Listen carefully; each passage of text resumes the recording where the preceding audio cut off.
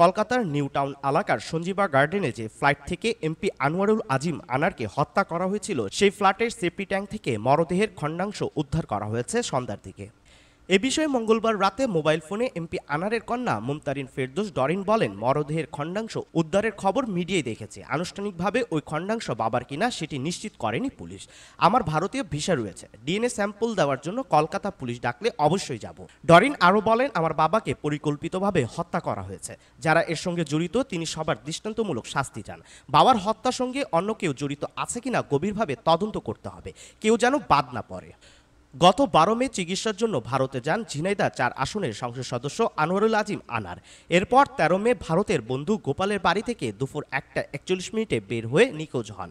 এরপর তাকে কলকাতার নিউ টাউন এলাকার একটি আবাসিক ভবনে হত্যা করা হয়েছে বলে জানায় কলকাতা পুলিশ। তবে কোনো মরদেহ উদ্ধার করতে পারেনি।